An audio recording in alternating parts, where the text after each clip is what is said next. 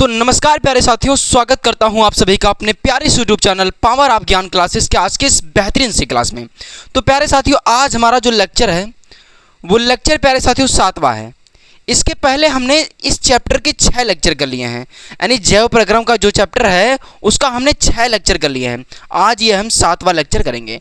आपने अगर कोई भी लेक्चर आपसे छूट गया है तो जाकर के प्लेलिस्ट में वीडियो प्रॉपर तरीके से पड़ी है, आप जाकर के वहाँ देख सकते हैं, क्योंकि हर एक चीज़ को सीक्वेंस से करना और लगातार करना बहुत ज़रूरी होता है।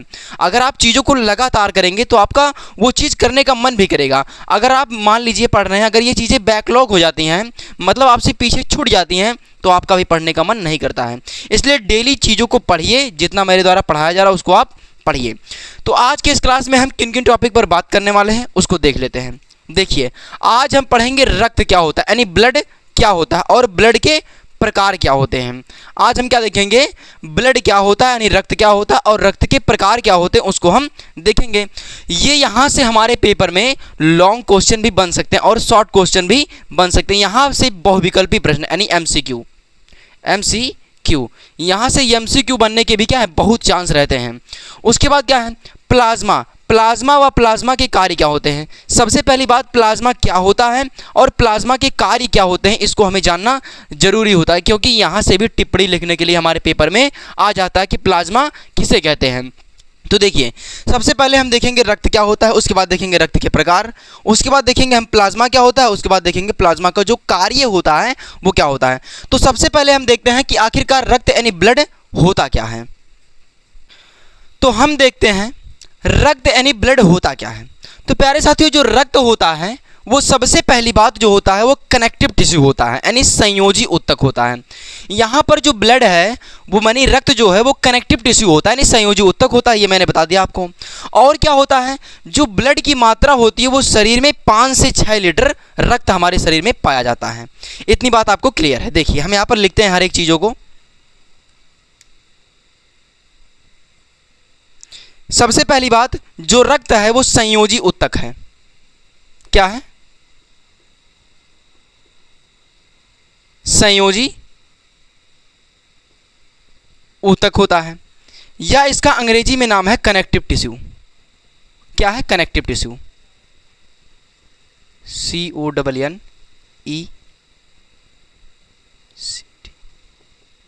Connective tissue. सबसे पहली बात, जो रक्त होता है वो संयोजी ऊतक होता है, या इसको कनेक्टिव टिश्यू भी कहते हैं। ये बात आपको क्लियर है। उसके बाद जो रक्त होता है वो हमारे शरीर में 5 से 6 लीटर पाया जाता है। देखिए, मैं यहाँ पर जो चीज़ें लिख रहा हूँ हाथ से, ये चीज़ें नोट्स के लिए एकदम प्रॉपर तरीके से आप लोगों के लिए प्यारे साथियों, क्योंकि हर एक चीज़ों को लिखना बहुत ही ज़्यादा कठिन काम है। इसलिए मैं आपको हर एक चीज़ों मेहनत करके आपको हर एक चीज़ मैं दूंगा, आपको हर एक चीज़ मैं ब्लैक बोर्ड पर लिख कर बताऊँगा। तो देखिए, सबसे पहली बात हमने आपको बताया कि ब्लड क्या होता है, एक संयोजी ऊतक होता है। यहाँ से MCQ बन सकते हैं कि रक्त क्या होता है, मतलब रक्त जो होता है वो संयोजी ऊतक होता है, यानी कनेक्टिव टिश्यू होता है। उसके बाद क्या होता है, रक्त की जो मात्रा शरीर में होती है वो 5 से 6 लीटर होती है। यहां पर लिखिए, शरीर में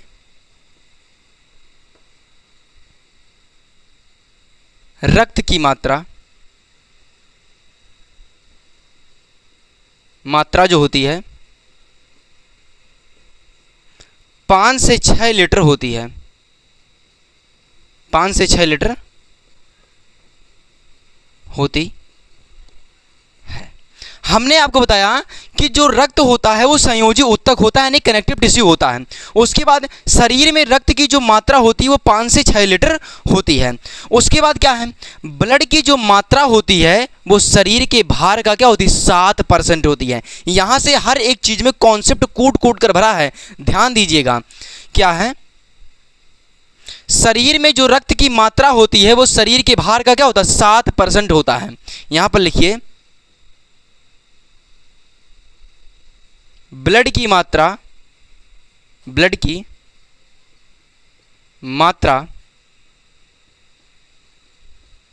शरीर के भार का क्या होता है, 7% होता है। 7% होता है। हमने आपको बताया कि जो सब ब्लड होता है वो संयोजी ऊतक होता है, यानी कनेक्टिव टिश्यू, यानी जोड़ने का काम करता है रक्त। उसके बाद क्या है, शरीर में जो रक्त की मात्रा होती है वो 5 से 6 लीटर होता है।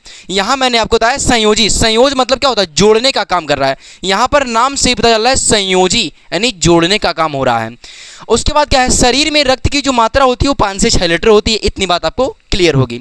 उसके बाद मैंने बताया कि जो ब्लड की मात्रा होती है वो शरीर के भार का क्या होता है, 7% होता है। यानी हमारे शरीर का जितना भार होगा उसका 7% भाग जो होगा वो हमारा क्या होगा, ब्लड होगा, यानी रक्त होगा।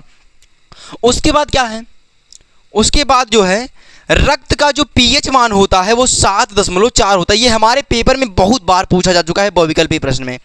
क्या है, रक्त का पीएच मान, रक्त का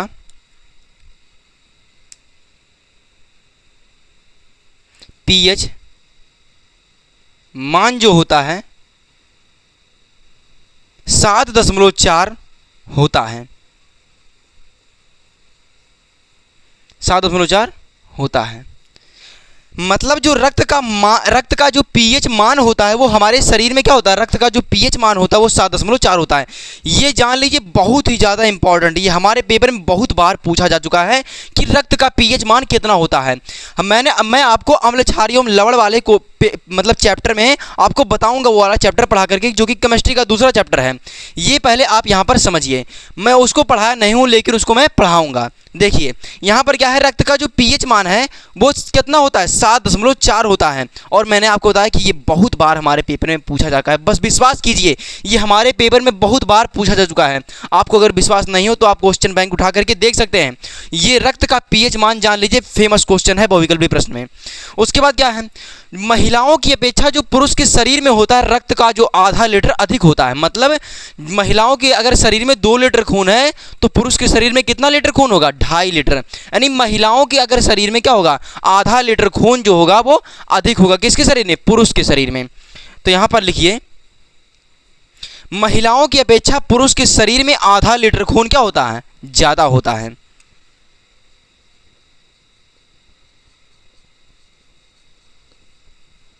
महिलाओं की अपेक्षा पुरुष के शरीर में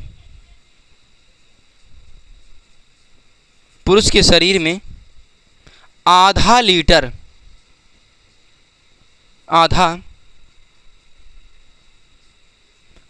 ब्लड जो होता है,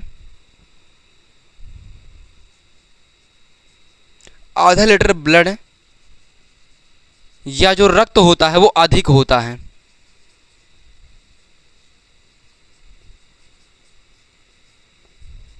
महिलाओं की अपेक्षा क्या होता है, पुरुषों के शरीर में जो रक्त होता है, यहां पर देखिए, महिलाओं की अपेक्षा पुरुष के शरीर में आधा लीटर ब्लड जो होता है वो अधिक होता है। तो अधिक किसके शरीर में हुआ, अधिक किसके शरीर में हुआ, पुरुष के शरीर में। तो मैं एक बार फिर से इसको रिवाइज करा देता हूं। देखिए यहां पर जो सबसे पहले हमने बताया कि ब्लड क्या होता है, ब्लड जो होता है वो संयोजी ऊतक होता है, यानी कनेक्टिव टिश्यू होता है। शरीर में रक्त की मात्रा जो होती है 5 से 6 लीटर हमारे शरीर में क्या होती है, रक्त की मात्रा होती है। ब्लड की जो मात्रा होती है वो शरीर के भार का 7%, यानी हमारा शरीर का जितना वजन रहेगा यानी भार रहेगा उसका जो 7% भाग है वो हमारा क्या होगा, ब्लड ही होगा। उसके बाद मैंने बताया कि रक्त का पीएच मान 7.4 होता है। उसके बाद मैंने बताया कि महिलाओं की अपेक्षा पुरुष के शरीर में जो रक्त होगा वो आधा लीटर क्या होगा, अधिक होगा, यानी पुरुष के शरीर में महिलाओं की अपेक्षा जो आधा लीटर रक्त है वो अधिक होगा। तो आई होप कि आपको यह समझ में आ गया कि रक्त क्या होता है। अब हम बात कर लेते हैं कि प्लाज्मा किसे कहते हैं। तो अब हम बात करते हैं कि प्लाज्मा क्या होता है। देखिए प्लाज्मा जो होता है वो हमारे ब्लड का यानी हमारे रक्त का जो 55% भाग होता है वो प्लाज्मा ही होता है। तो देखिए यहां पर लिख देता हूं मैं, यहां पर लिखिए ब्लड, ब्लड का लगभग 55% भाग जो होता है वो प्लाज्मा होता है। ब्लड का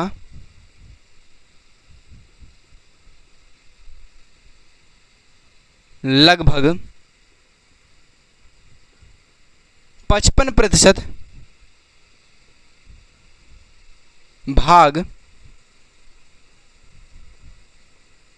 प्लाज्मा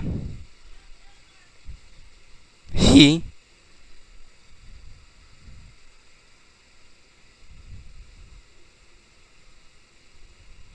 ब्लड का 55%, यहाँ पर मैंने बताया कि जो ब्लड का लगभग 55% भाग ही क्या होता है, प्लाज्मा होता है। प्लाज्मा होता है। अब इस जो ब्लड में जो 55% भाग प्लाज्मा पाया जा रहा है, तो प्लाज्मा में क्या क्या चीज़ें होती हैं। देखिए, प्लाज्मा में जो होता है,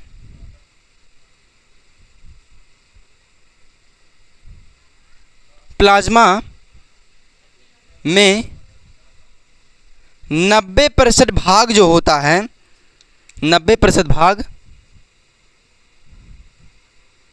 क्या होता है, जल होता है। प्लाज्मा में मैंने आपको क्या बताया, जो ब्लड का लगभग 55% भाग प्लाज्मा होता है और प्लाज्मा में 90% भाग क्या होता है, जल होता है। उसके बाद 7% भाग जो होता है वो प्रोटीन होता है। यहाँ पर क्या है, 7% भाग जो होता है वो प्रोटीन होता है। 7% भाग प्रोटीन होता है। यहाँ पर 90% भाग क्या होता है, जल होता है।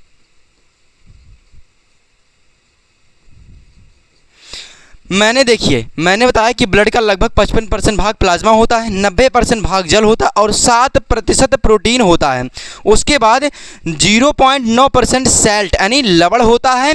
उसके बाद प्यारे साथियों 0.1% ग्लूकोज होता है। यहाँ पर क्या है, 0.9% सैल्ट और 0.1% क्या होता है, ग्लूकोज। यहाँ पर क्या होता है, सैल्ट और ग्लूकोज। यहाँ पर क्या है, देखिए यहाँ पर जो है 90% भाग प्लाज्मा होता है, मतलब यहाँ पर प्लाज्मा में 90% भाग जो होता है जल होता है। 7% प्रोटीन, 0.9% सैल्ट और 0.1% ग्लूकोज होता है। ये सब किसके फीचर्स हैं, ये सब प्लाज्मा के फीचर्स हैं। मतलब जो ब्लड का जो होता है 55% भाग जो होता है वो प्लाज्मा होता है और प्लाज्मा में 90% भाग जो होता है वो जल होता है। इसमें 90% भाग जो होता है वो जल ही होता है। उसके बाद क्या होता है, 7% प्रोटीन होता है और 0.9% सैल्ट यानी लवण होता है। यहाँ पर मैं लिख देता हूँ लवण, लवण होता है। उसके बाद 0.1% जो होता है वो ग्लूकोज होता है। यहाँ पर प्रतिशत का चिन्ह लगा दीजिए। तो आई होप कि आपको यह प्लाज्मा क्या होता है ये बात आपको समझ में आ गई होगी। अब हम बात करते हैं कि प्लाज्मा का कार्य क्या होता है, उसको हम देख लेते हैं कि प्लाज्मा का कार्य क्या होता है। तो अब हम बात करते हैं प्लाज्मा का कार्य क्या होता है। देखिए, प्लाज्मा का कार्य बहुत ही महत्वपूर्ण है। देखिए, पचे हुए भोजन का जो संवहन, हमारे शरीर में जो पचा हुआ भोजन होता है उसका संवहन जो होता है वो प्लाज्मा ही करता है। मतलब हमने जैसे कोई भोजन किया और भोजन जो पचा उसका जो संवहन जो करता है वो प्लाज्मा ही करता है। और क्या होता है, हमारे बॉडी टेम्पो को क्या करता है, नियंत्रित रखता है और घाव भरने में मदद करता है कौन, प्लाज्मा। प्लाज्मा का इतना कार्य है। प्लाज्मा का कार्य क्या है, पचे हुए भोजन का हमारे शरीर में संवहन जो होता है प्लाज्मा ही करता है। यह हमारे बॉडी टेम्पो को नियंत्रित रखता है और घाव भरने में मदद करता है। इतनी सारी चीजें क्या करता है, प्लाज्मा करता है। तो देखिए, प्लाज्मा का कार्य क्या है, पचे हुए भोजन का संवहन जो होता है हमारे शरीर में प्लाज्मा के द्वारा होता है। देखिए, पचे हुए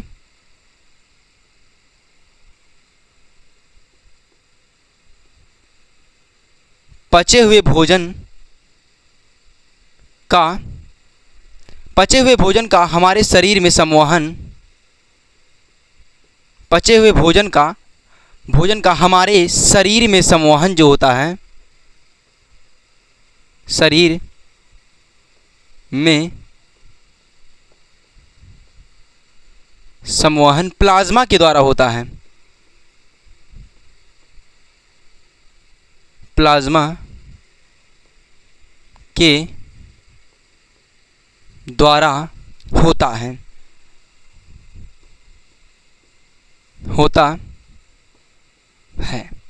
देखिए क्या है यहाँ पर, पचे हुए भोजन का हमारे शरीर में संवहन प्लाज्मा के द्वारा होता है। और जो प्लाज्मा होता है वो बॉडी टेम्पो को क्या करता है, नियंत्रित करता है। यह बॉडी टेम्प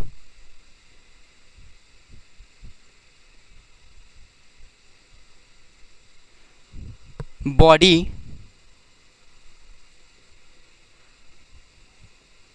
टेम्प को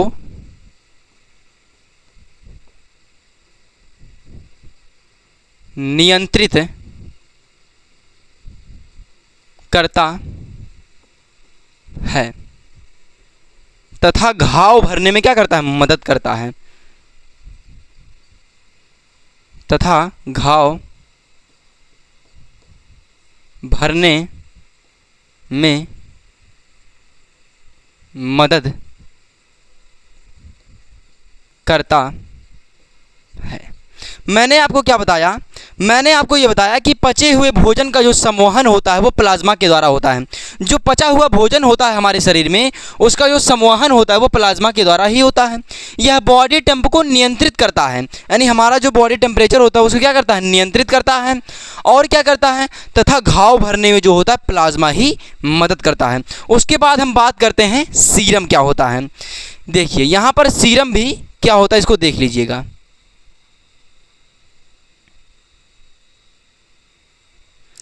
सीरम का भी क्या है, बहुत बड़ा रोल है।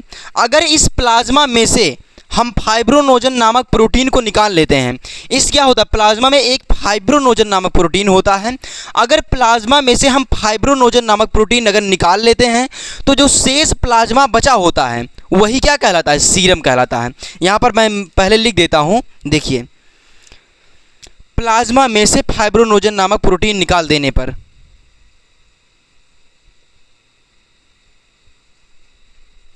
प्लाज्मा में से फाइब्रोनोजन नामक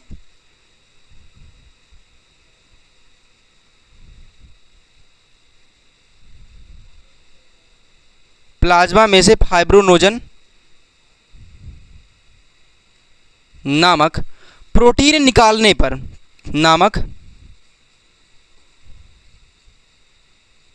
प्रोटीन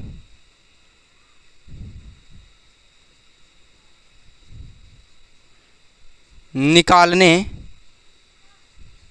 पर शेष प्लाज्मा, यानी जो बचा हुआ प्लाज्मा होता है,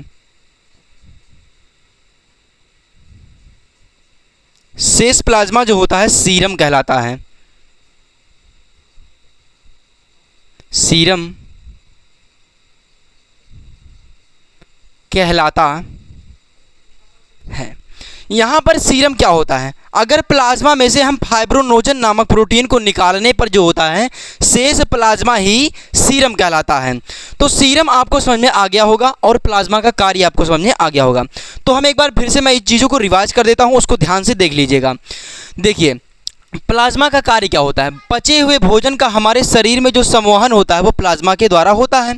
यह बॉडी टेम्पो को नियंत्रित करता है। ये जो प्लाज्मा होता है वो हमारे बॉडी टेम्पो को क्या करता है, नियंत्रित करता है तथा घाव भरने में मदद करता है। अगर हमारे कहीं भी बॉडी में थोड़ा सा कट फिट जाता है तो उस घाव को भरने में कौन सी मदद करता है, प्लाज्मा करता है। सीरम क्या होता है, प्लाज्मा में से फाइब्रोनोजन नामक प्रोटीन निकालने पर क्या होता है, शेष जो प्लाज्मा होता है वही सीरम कहलाता है। तो आई होप कि आपको यह प्लाज्मा और सीरम समझ में आ गया होगा। अब हम बात कर लेते हैं कि रक्त के प्रकार कितने होते हैं। मैंने आपको बताया कि ब्लड जो होता है उनके कितने प्रकार होते हैं, यानी रक्त के कितने प्रकार होते हैं, उनको हम देख लेते हैं कि रक्त के प्रकार क्या क्या हैं। तो देखिए अब हम बात करते हैं कि रक्त कोशिकाएं क्या होती हैं, यानी रक्त यानी ब्लड सेल्स क्या होता है, यानी रक्त कोशिकाएं क्या होती हैं उसको हम देखते हैं। तो सबसे पहली बात, जो ब्लड होता है वो क्या होता है, शेष 45% भाग होता है। यहां पर लिखिए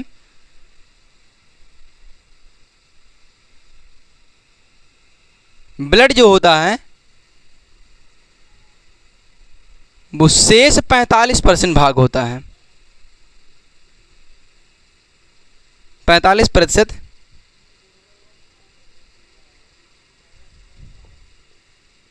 भाग होता है।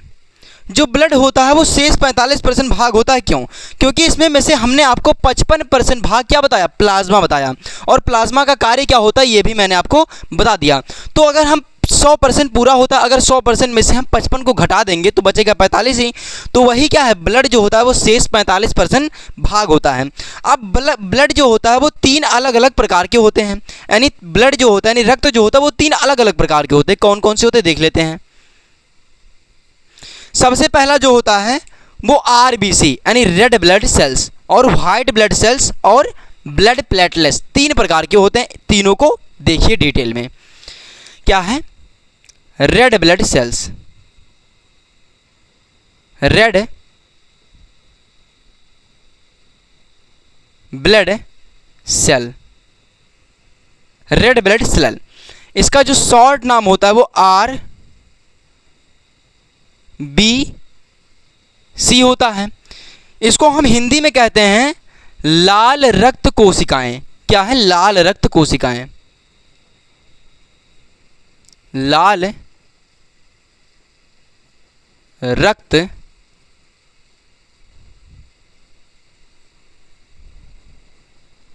कोशिकाएं।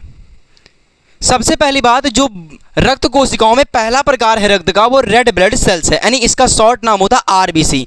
आर से रेड, बी से ब्लड और सी से सेल्स, या इसको कार्पल्स भी आप कह सकते हैं। तो देखिए जो पहला रक्त का प्रकार है वो आरबीसी है, यानी रेड ब्लड सेल्स होता है, जिसको लाल रक्त कोशिकाएं कहते हैं।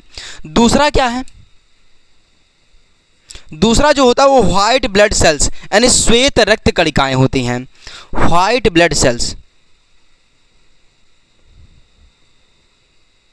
व्हाइट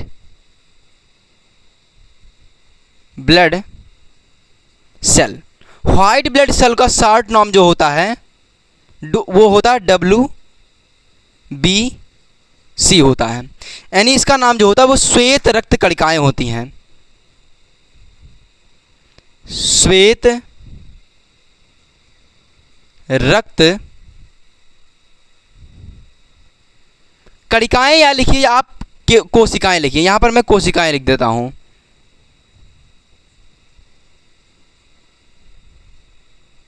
यहां पर आप चाहें लाल रक्त कणिकाएं या कोशिकाएं, दोनों में से आप कोई एक लिख सकते हैं। या तो लाल रक्त कोशिकाएं लिखिए या तो लाल रक्त कणिकाएं लिखिए, मैं दोनों ही बता दे रहा हूं।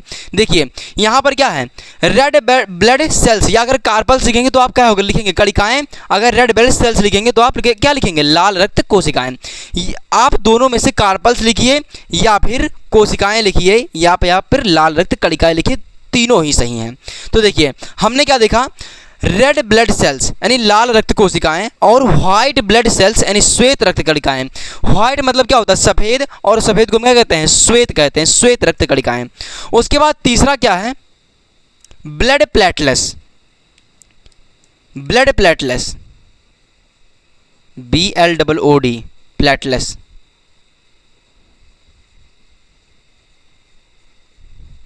ब्लड प्लेटलेट्स क्या होता है, ब्लड प्लेटलेट्स जो होता है वो क्या होता है, बिम्बाणु होता है। क्या है, बिम्बाणु।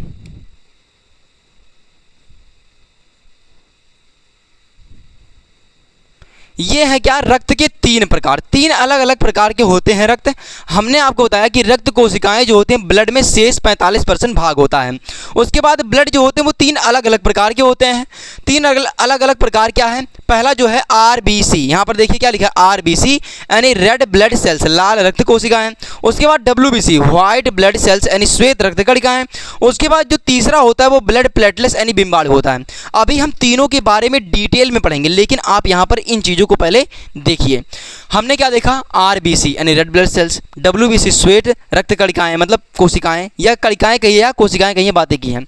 उसके बाद ब्लड प्लेटलेट्स यानी बिम्बाणु। तो हमने देखा ये 3 अलग अलग प्रकार के होते हैं रक्त के प्रकार। अब हम देख लेते हैं कि फाइब्रोनोजन नामक प्रोटीन क्या होता है। अभी हमसे पीछे छूट गया कि फाइब्रोनोजन नामक प्रोटीन का कार्य क्या होता है, तो यहाँ पर ऐड कर लीजिए फाइब्रोनोजन नामक प्रोटीन। फाइब्रोनोजन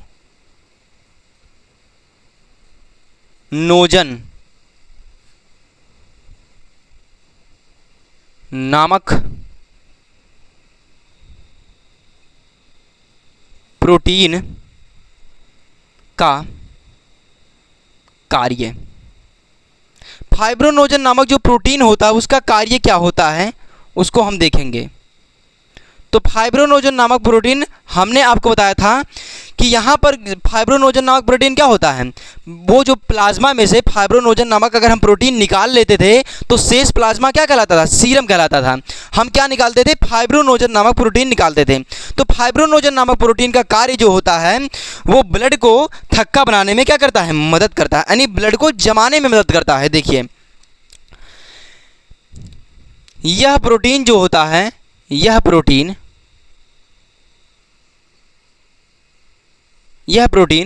ब्लड को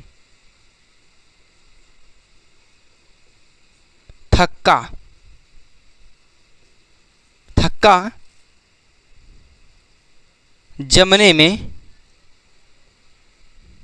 जमने में मदद करता है। और एक बात जानिए कि यह जो फाइब्रोनोजन नामक प्रोटीन है ये रक्त को थक्का जमाने में मदद कर रहा है, तो जान लीजिए ये बहुत ही ज़्यादा हमारे लिए इम्पॉर्टेंट है। मतलब ये फाइब्रोनोजन नामक प्रोटीन जो है हमारे शरीर के लिए बहुत ही ज़्यादा महत्वपूर्ण है। ये बात समझिए आप। अगर मान लीजिए आपके कहीं हाथ में कट जाता है, कहीं भी कट जाता है, तो अगर रक्त थक्का ना जमे, यानी रक्त का थक्का ना जमे, तो वो रक्त जो होता है आपके उस अंग से जहाँ पर कटा रहेगा वहाँ से रक्त जो क्या होगा, लगातार फ्लोइंग होगा, यानी लगातार बहेगा। और एक समय ऐसा आएगा कि आपके शरीर का जो रक्त होगा वो सभी बाहर निकल जाएगा। अगर यही रक्त का थक्का ना जमे तो आपके जितने शरीर में कितना होगा, ब्लड जो होगा वो आपके शरीर से बह जाएगा। लेकिन यहाँ पर जो फाइब्रोनोजन नामक प्रोटीन जो कार्य कर रहा है वो रक्त को थक्का जमाने में मदद कर रहा है। अगर जहाँ पर आपका अंग कहीं भी पर जो कट जाता है, अगर वहाँ पर कट जाता है तो जो फाइब्रोनोजन नामक प्रोटीन होते हैं वो एक्टिव हो जाते हैं और वहाँ पर रक्त को क्या करते हैं, थक्का जमाने में मदद करने लगते हैं, जिससे जो रक्त होता है वो बाहर की तरफ ढेर यानी ज़्यादा जो होता है बह नहीं पाता है। इसलिए जो प्रोटीन होता है वो फाइब्रोनोजन नामक प्रोटीन ये बहुत ही ज़्यादा हमारे शरीर के लिए महत्वपूर्ण होता है। तो हमने देख लिया कि रक्त कोशिकाएं क्या होती हैं, ब्लड में क्या होता है, शेष 45% भाग होता है। हमने ये ब्लड के 3 अलग अलग प्रकार देख लिए कि 3 अलग अलग प्रकार ब्लड के क्या होते हैं। हमने देख लिया कि फाइब्रोनोजन नामक प्रोटीन का कार्य क्या होता है। अब हम एक एक करके देखते हैं कि आरबीसी का डिटेल में देखेंगे, व्हाइट ब्लड सेल्स को डिटेल में देखेंगे और ब्लड प्लेटलेट्स को हम डिटेल में देखेंगे। तो सबसे पहले हम देखते हैं कि लाल रक्त कोशिकाएं होती क्या हैं, इनके क्या क्या फीचर्स होते हैं, हम उसको देख लेते हैं। तो देखिए लाल रक्त कणिकाएं क्या होती हैं। यहाँ पर देखिए लाल रक्त कणिकाएं देखकर आप सोच में मत पड़ जाइएगा। मैंने आपको बताया चाहे आप इसको कोशिकाएं या कणिकाएं लिख सकते हैं। तो देखिए सबसे पहली बात जो होता है, लाल रक्त कणिकाएं या लाल रक्त कोशिकाएं कहते किसे हैं। सबसे पहली बात, इनका निर्माण जो होता है वो बोन मैरो यानी अस्थिमज्जा में होता है। किसका निर्माण बोन मैरो अस्थिमज्जा में होता है? लाल रक्त कणिकाओं का निर्माण बोन मैरो या अस्थिमज्जा में होता है। उसके बाद इनका जो मृत्यु, अब इनका जब अगर जन्म हुआ है तो मृत्यु भी होगा, यानी इनका क्या होगा, डेड भी होगा। यहाँ पर लिखा है आरबीसी का कब्रिस्तान, यानी लाल रक्त कणिकाओं का कब्रिस्तान किसे कहा जाता है? लीवर और स्प्लीन में, यानी प्लीहा को ही क्या कहा जाता है? आरबीसी का कब्रिस्तान कहा जाता है। यानी रक्त की जो मृत्यु होती है वो कहाँ होती है? लीवर और स्प्लीन में, यानी प्लीहा में रक्त का कब्रिस्तान होता है। आरबीसी का कब्रिस्तान यही होता है, लीवर और स्प्लीन में ही होता है। अब बात आती है इनके निर्माण में सहायक यानी सहायता कौन कौन करते हैं, किसके निर्माण में? आरबीसी के निर्माण में। तो देखिए यहाँ पर जो होता है वो प्रोटीन निर्माण करता है। प्रोटीन से क्या होता है? आरबीसी का निर्माण होता है। और विटामिन बी12, यहाँ पर देखिए विटामिन बी12 और फेलिक एसिड, यानी फेलिक एसिड जो होता है वो इनके निर्माण में क्या होते हैं? सहायता करते हैं। उसके बाद क्या है, इनमें जो होता है केंद्रक नहीं पाया जाता है। मतलब क्या होता है, इनमें जो होता है वो केंद्रक नहीं पाया जाता एक्सेप्ट कैमल, यानी इनमें जो होता है वो केंद्रक नहीं पाया जाता है सिवाय किसके? कैमल के, यानी ऊँट के। अब इनकी लाइफ कितनी होती है? इनकी लाइफ जो होती है प्यारे साथियों 20 से 120 दिन तक जो होती है वो लाल रक्त कोशिकाओं की लाइफ होती है, यानी 20 से 120 दिन तक यह जीवित रह सकते हैं। इसके बाद ये नोट में आप करके अपने नोट में लिख लीजिएगा, ये बहुत ही महत्वपूर्ण चीज़ें हैं। देखिए भ्रूण अवस्था में लीवर में क्या होता तथा प्लीन में क्या होता, इनका निर्माण होता। किनका निर्माण होता है? आरबीसी का। किसमें? जब भ्रूणीय अवस्था में होता है, इनका निर्माण लीवर तथा प्लीन में होता है। उसके बाद क्या है, इनमें हीमोग्लोबिन नामक प्रोटीन होता है। किसमें हीमोग्लोबिन नामक प्रोटीन होता है? आरबीसी में हीमोग्लोबिन नामक प्रोटीन होता है, जिसके कारण रक्त लाल दिखाई देता है। मतलब जो आरबीसी होता है उसमें हीमोग्लोबिन नामक प्रोटीन होता है, जिसके कारण रक्त हमें लाल दिखाई देता है। उसके बाद क्या है? हीमोग्लोबिन में पाया जाने वाला आयरन कंपाउंड जो होता है वो हीमैटिन होता है। इसको आप याद रखिएगा, हीमैटिन मतलब हीमोग्लोबिन में पाया जाने वाला आयरन कंपाउंड जो होता है वो हीमैटिन होता है। तो लाल रक्त कणिकाओं की या लाल रक्त कोशिकाओं की बात इतनी खत्म होती है। इतनी चीज़ें आपको जबान पर क्या हो गए, रटे होने चाहिए, ये चीज़ें आपको याद होनी चाहिए। हालांकि रटना अच्छी बात नहीं है, लेकिन ये चीज़ें जो हैं आपको याद करने से ही आएंगी। ये बात आप समझिए, ये चीज़ें जो हैं आपको याद करने से ही आएंगी। अगर आप इन चीज़ों को समझ सकते हैं तो ठीक है, मतलब समझिए, मैं ये नहीं कह रहा कि मत समझिए, यहाँ पर समझिए कि लाल रक्त कोशिकाओं का निर्माण कहाँ हो रहा है, बोन मैरो में हो रहा है। इसको आप सोचिए, यहाँ पर क्या है, हर एक चीज़ें मैं आपको लिख करके दे रहा हूँ, आप इन चीज़ों को समझिए और याद करिए, क्योंकि आप अभी से अगर चीज़ों को प्रैक्टिस करेंगे, याद करेंगे, तो चीज़ों आपको पेपर तक एकदम बहुत अच्छी तरीके से आपकी ज़बान पर रट जाएंगी। आप ऐसे खड़े होकर के आप उस चैप्टर के बारे में पूरा डिटेल दे सकते हैं। तो देखिए, यहाँ पर मैंने बताया कि जो होता है निर्माण में सहायक प्रोटीन विटामिन B12 और फेरिक एसिड होता है। इनमें केंद्रक नहीं पाया जाता एक्सेप्ट कैमल के। यहाँ पर लाइफ जो होती है इनकी 20 से 120 दिन तक होती है और भ्रूणीय अवस्था में लाल रक्त कोशिकाओं का निर्माण जो होता है लीवर यानी प्लेन में होता है। उसके बाद इनमें हीमोग्लोबिन नामक प्रोटीन होता है, जिसके कारण रक्त क्या होता है, लाल दिखाई देता है।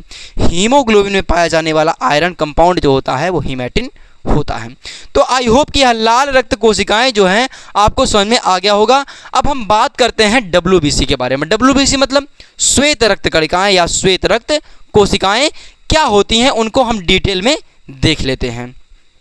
तो हम देखते हैं अब श्वेत रक्त कणिकाएं यानी WBC क्या होता है। देखिए, यानी व्हाइट ब्लड सेल्स। तो देखिए, सबसे पहली बात क्या है, रक्त में जो इनकी संख्या होती है वो सबसे कम होती है। जो श्वेत रक्त कणिकाओं की संख्या होती है यानी WBC की संख्या होती है वह सबसे कम होती है।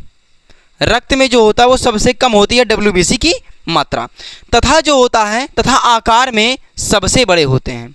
जो WBC होते हैं वो आकार में क्या होते हैं, सबसे बड़े होते हैं। उसके बाद क्या होता है, इनका निर्माण जो होता है बोन मैरो यानी अस्थिमज्जा में होता है, तथा कभी कभी जो होता है वो लीवर और स्प्लीन में ही हो जाता है। किनकी निर्माण, यानी WBC का निर्माण जो होता है बोन मैरो में, अस्थिमज्जा में, तथा कभी कभी जो होता है वो लीवर और स्प्लीन में होता है। इनका जो मृत्यु होता है, यहाँ पर देखिए क्या है, ये रक्त में ही क्या होते हैं, इनकी जो मृत्यु होती है वो रक्त में ही होती है। देखिए यहाँ पर लिख लीजिएगा, रक्त में ही इनकी मृत्यु होती है। इनकी मृत्यु कहाँ होती है, इनकी मृत्यु जो होती है वो रक्त में ही इनकी मृत्यु होती है। और इनका लाइफ जो होता है वो 2 से 4 दिन तक होता है, यानी ये 2 से 4 दिन तक जीवित रहते हैं। RBC तथा WBC का अनुपात जो होता है वो 600:1 होता है। अगर एक WBC होगा तो 600 क्या होंगे, RBC होंगे। आई होप कि आपको यह श्वेत रक्त कणिकाएं समझ में आ गई होंगी। अब हम बात करते हैं कि WBC का कार्य क्या होता है, मतलब इनका कार्य जो होता है WBC किस प्रकार से सहायक होते हैं और इनका हमारे शरीर में क्या क्या कार्य होता है उसको हम देखते हैं। तो देखिए, अब WBC का कार्य क्या होता है, यानी व्हाइट ब्लड सेल्स का हमारे शरीर में कार्य क्या होता है उसको हम देख लेते हैं। देखिए, इनका जो कार्य होता है वो शरीर को रोगों के संक्रमण से क्या होता है, बचाना होता है। संक्रमण के रोगों का मतलब बचाना क्या होता है, यानी हमें रोग ना हो, मतलब हमारा शरीर में क्या होता है, WBC रोग प्रतिरोधक क्षमता को बढ़ाता है, यानी रोगों से लड़ने की जो क्षमता हमारे शरीर में होती है WBC उसको क्या करता है, बढ़ा देता है। यही कहा गया है इनका मुख्य कार्य जो होता है वो शरीर को रोगों के संक्रमण से क्या होता है, बचाना होता है, तथा रोग प्रतिरोधक क्षमता बढ़ाना होता है, यानी रोगों से लड़ने की जो क्षमता हमारे शरीर में होती है उसको बढ़ाना होता है। उसके बाद क्या है, इनको शरीर रक्षक यानी बॉडीगार्ड भी कहा जाता है। WBC को शरीर का रक्षक कहा जाता है या उनको बॉडीगार्ड भी कहा जाता है। ये हमारे बहुविकल्पी प्रश्न में बन सकता है। और WBC का कार्य भी ऐसे हेडिंग मतलब पूछ लेगा कि WBC का कार्य लिखिए, तो ये कार्य आपको लिखना पड़ेगा। और बहुविकल्पी प्रश्न पूछ सकता है कि शरीर का रक्षक किसे कहा जाता है, तो आप जानिएगा कि WBC को क्या कहा जाता है, शरीर रक्षक यानी बॉडीगार्ड भी कहा जाता है। उसके बाद क्या है, WBC की सहायता से घाव जो होते हैं वो जल्दी भर जाते हैं। ये मैंने आपको पहले ही बता दिया।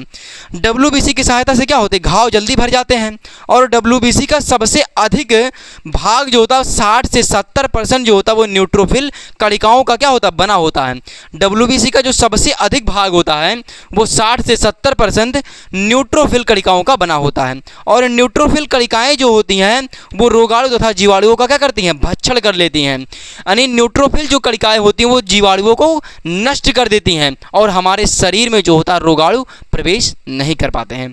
तो आई होप कि WBC का कार्य समझ में आ गया होगा। अब हम बात कर लेते हैं प्लेटलेट्स यानी बिम्बाणु क्या होता है और उसके कार्य को भी देख लेते हैं। तो अब हम बात करते हैं प्लेटलेट्स यानी बिम्बाणु क्या होता है। देखिए, प्लेटलेट्स जो होता है वो हमारे शरीर में 4 से 5 लाख तक होता है। यहाँ पर देखिए लिखा गया है, रक्त में इनकी संख्या जो होती है वो 4 से 5 लाख तक होती है। ये बात आप ध्यान रखिएगा कि जो प्लेटलेट्स की संख्या होती है हमारे रक्त में वो कितनी होती है, 4 से 5 लाख तक होती है। यह केवल मनुष्य में एवं अन्य स्तनधारी जीवों में पाया जाता है। ये अन्य स्तनधारियों के रक्त में क्या होता है, पाया जाता है। ये मनुष्यों में होता और अन्य स्तनधारी के रक्तों में क्या होता, पाया जाता है। इनमें जो होता वो केंद्रक नहीं होता है। जो यहाँ पर बिम्बाणु है यानी प्लेटलेट्स है, इनमें केंद्रक नहीं होता है। इनका निर्माण जो होता है बोन मैरो में होता है यानी अस्थिमज्जा में होता है। इनका जीवन काल जो होता है वो 3 से 5/7 दिन तक होता है। ये बात भी आप ध्यान रखिएगा कि रक्त में जो होता है यानी बिम्बाणु में जो जीवन काल होता है वो 3 से 5/7 दिन का होता है। उसके बाद मुख्य कार्य क्या होता है, रक्त को थक्का बनाने में मदद करता है। और बिम्बाणु की कमी से होने वाले रोग जो हैं वो चिकनगुनिया और डेंगू ज्वर होते हैं। ये बात भी आप ध्यान रखिएगा कि चिकनगुनिया और डेंगू ज्वर होते हैं। तो आई होप कि आपको बिम्बाणु भी समझ में आ गया होगा। ये सब थ्योरी हैं, इनको आपको याद करना पड़ेगा। ये मैं बात आपको इसी वक्त बता दे रहा हूँ। देखिए एक बार फिर से देख लीजिएगा, बिम्बाणु यानी प्लेटलेट्स क्या होता है, रक्त में इनकी संख्या 4 से 5 लाख तक होती है। उसके बाद क्या है, यह केवल मनुष्य में और अन्य स्तनधारियों के रक्त में क्या होता है, पाया जाता है। कौन, प्लेटलेट्स यानी बिम्बाणु। इनमें केंद्रक नहीं होता और इनका निर्माण जो होता है बोन मैरो में होता है। और इनका जीवन काल जो होता है वो 3 से 5/7 दिन का होता है। और इनका जो मुख्य कार्य होता है यानी बिम्बाणु का जो मुख्य कार्य होता है वो रक्त का थक्का बनाने में मदद करता है। बिम्बाणु की कमी से होने वाले रोग, अगर बिम्बाणु की कमी हमारे शरीर में हो जाए तो कौन कौन से रोग होते हैं उसको देखिए। यहाँ पर हैं, बिम्बाणु की कमी से चिकनगुनिया होता है और डेंगू ज्वर हो जाता है। तो आई होप कि आपको यह बातें समझ में आ गई होंगी। मैंने आपको आज बताया कि रक्त क्या होता है, रक्त का प्रकार बताया और प्लाज्मा बताया और प्लाज्मा का प्रकार क्या होता है। इन सभी चीज़ों को मैंने आपको बता दिया। तो आज की क्लास को यहीं तक रखते हैं। अगर आपको वीडियो अच्छी लगी है तो आप बताइएगा कमेंट बॉक्स में कि वीडियो आपको कैसी लगी है। देखिए जीवन में बस एक काम करिए, आप पढ़ते रहिए। अगर आप पढ़ेंगे तो मंजिल अपने आप मिल जाएगी। ये चीज़ें आपको अभी कठिन लग रही होंगी, आप इन चीज़ों को 2, 3, 4 बार, 10 बार, 15 बार, 20 बार, जितनी बार आप चाहें उतनी बार इनको पढ़िए। बस आप पढ़ते जाइए। जितना मैं रोज़ क्लास पढ़ा रहा हूँ उसको आप रिवीजन पीछे से करते हुए चलिए। और आज की क्लास जैसे मैंने आज पढ़ाया उसको अगर कल दूसरी क्लास देखने जाए तो पीछे वाली क्लास देख लीजिएगा, क्योंकि हर एक क्लास का रिलेशन जो होता है उसके पीछे वाले क्लास में छिपा होता है। ये बात आप ध्यान रखिएगा। तो प्यारे साथियों आज की क्लास को यहीं तक रखते हैं। अगर आपको वीडियो अच्छी लगी हो तो लाइक, सब्सक्राइब, कमेंट जरूर कीजिएगा और अपने दोस्तों के साथ भी शेयर जरूर कीजिएगा। Thank you.